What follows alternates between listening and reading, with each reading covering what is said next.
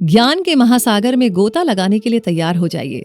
नमस्कार दोस्तों, आप सभी का स्वागत है आनंद सूत्र चैनल पर।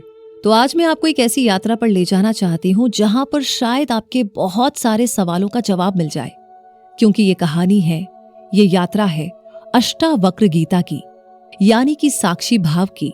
सोचिए अभी इस वक्त आप क्या कर रहे हैं। शायद फोन पकड़े हुए हैं या फिर कहीं बैठे हैं।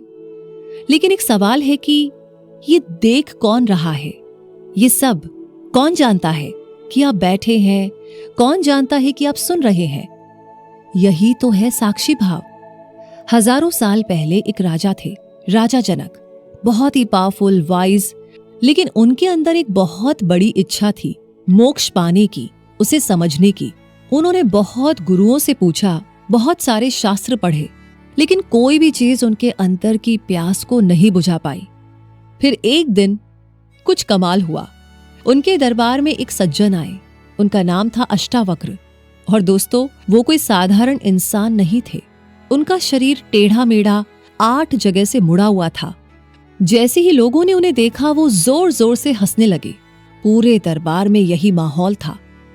लेकिन अष्टावक्र ने क्या किया? वो भी हंसने लगे, जोर जोर से। राजा जनक हैरान हो गए। उन्होंने पूछा, अष्टावक्र, आप क्यों हंस रहे हो? तो जो जवाब अष्टावक्र ने दिया वो इतिहास बन गया।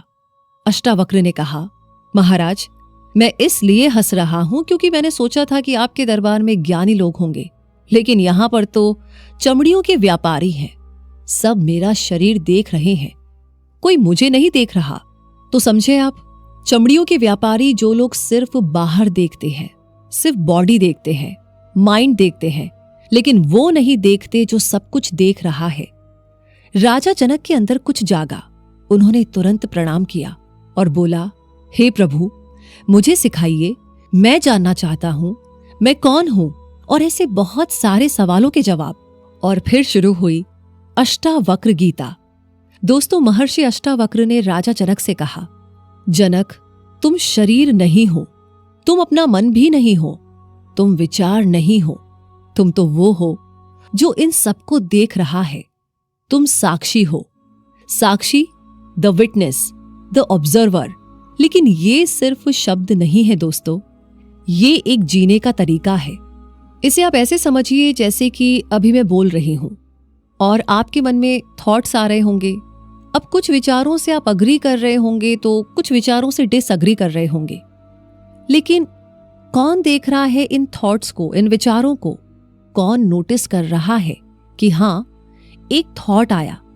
वो मतलब साक्षी। तो जब आप खुश हैं, कौन जानता है कि मैं खुश हूं? खुशी नहीं जान सकती खुद को, इमोशन खुद को ऑब्जर्व नहीं कर सकता। तो फिर कौन है वो जो ये सब देख रहा है, समझ रहा है, सुन रहा है? साक्षी। जब आप दुखी होते हैं, परेशान होते हैं, तो कौन देख रहा है ये सब? साक्षी। अष्टावक्र कहते हैं, तुम वो नहीं हो जो आ जाता है और चला जाता है, तुम तो वो हो जो हमेशा वहां रहता है। ये बहुत ही गहरी बात है। आगे वो समझाते हैं कि बचपन में हमारी एक बॉडी थी, छोटी सी, अब अलग बॉडी है। विचार अलग थे, अब अलग हैं। इमोशंस अलग थे, फीलिंग्स अलग थी, सब कुछ बदल गया। लेकिन जो देख रहा था बचपन में और जो देख रहा है आज, वो सेम है, वो साक्षी है, वो कभी नहीं बदलता। कभी नोटिस किया है जब आप 5 साल के थे और अभी जब आप इतने बड़े हो, इन सब में एक चीज बिल्कुल सेम है, वो मैं हूं, यानी कि ये फीलिंग, वो उपस्थिति, वो प्रेजेंस, वो जागरूकता, बस वहीं पे है आपका असली स्वरूप। अष्टावक्र आगे कहते हैं, महाराजा जनक, आप समंदर हैं और संसार की लहरें हैं। लहरें आती हैं, जाती हैं, लेकिन आप तो समंदर ही रहते हैं। लहरें आपको कुछ नहीं कर सकती। कितना सुंदर मेटाफॉर है। सोचिए, जब समंदर में लहर उठती है तो क्या समंदर बदल जाता है? नहीं ना, समंदर तो समंदर ही रहता है, बस लहर ऊपर नीचे होती रहती है। लेकिन समंदर अटल, अपरिवर्तित है।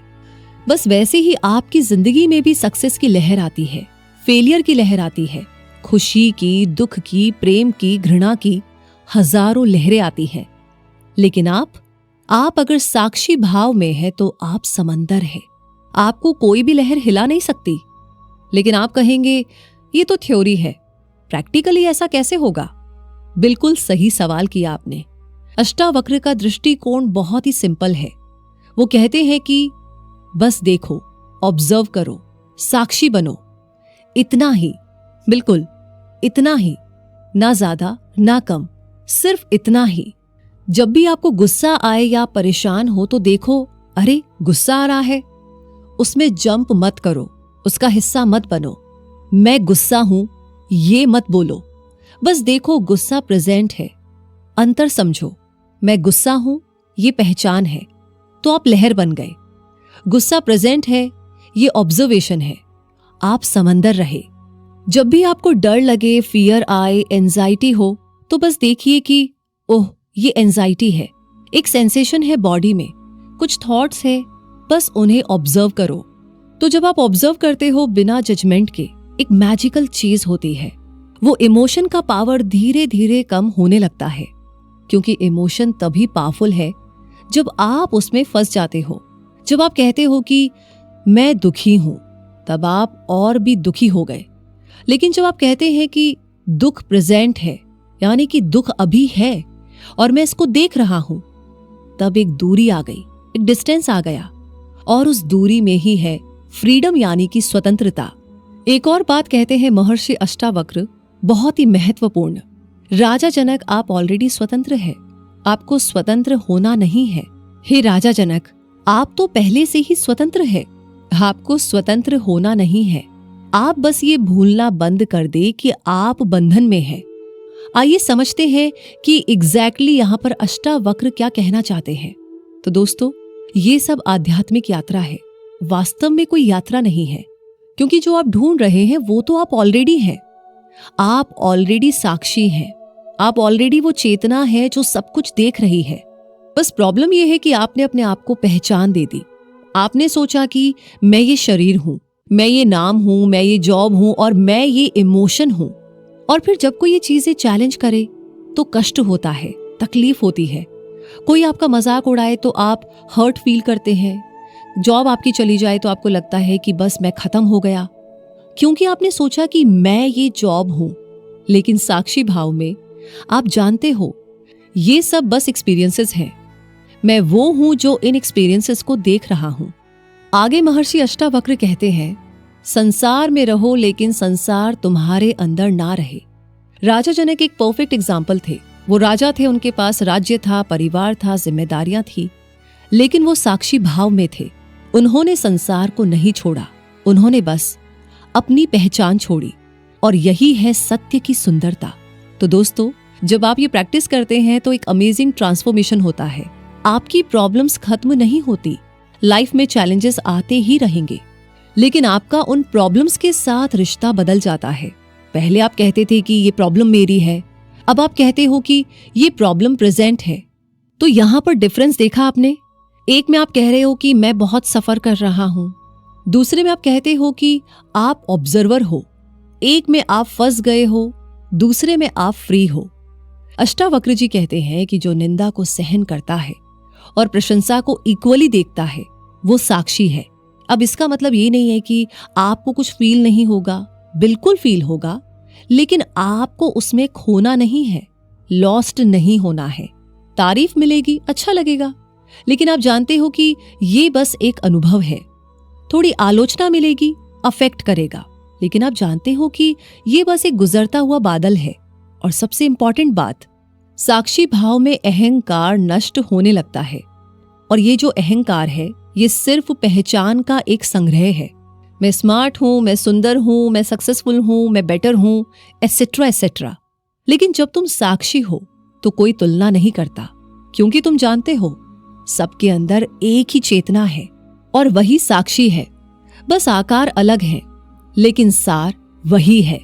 अष्टावक्र गीता का एक श्लोक है, तुम अकर्ता हो, तुम अभोक्ता हो, तुम साक्षी हो, तुम मुक्त हो, तुम कर्ता नहीं हो, तुम वो हो जो देख रहा है कि एक्शंस हो रहे हैं, तुम भोक्ता नहीं हो, तुम वो हो जो देख रहा है कि अनुभव हो रहे हैं। तुम साक्षी हो, तुम मुक्त हो, बस ये याद रखना। इसी के साथ दोस्तों, ये मैसेज सिर्फ राजा जनक के लिए नहीं था। ये मैसेज आपके लिए, मेरे लिए, हम सबके लिए है। हम सब ऑलरेडी फ्री हैं, बस याद दिलाने की जरूरत है।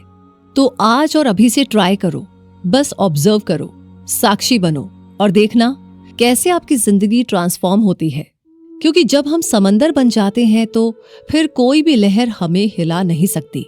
तो अगर आज की सीख ने आपके भीतर जरा सी भी प्रेरणा या शांति जगाई हो तो इसे अपने तक मत रोकिए, इस रोशनी को आगे बढ़ने दीजिए। लाइक, शेयर और सब्सक्राइब करके हमसे जुड़े रहिए। साथ ही अपने एक्सपीरियंस हमारे साथ कमेंट सेक्शन में प्लीज जरूर शेयर कीजिएगा, क्योंकि जब आप एक्सपीरियंस शेयर करते हैं तो उसे हम रीड करते हैं, बहुत सारे हमसे जुड़े और भी लोग पढ़ते हैं, उन्हें इससे मोटिवेशन मिलता है कि आपने ट्राई किया और वो भी कर सकते हैं, क्योंकि हम सब एक हैं, एक चेन है। तो जल्दी ही मिलते हैं आगे और गहरी आध्यात्मिक शिक्षा की वीडियोस में।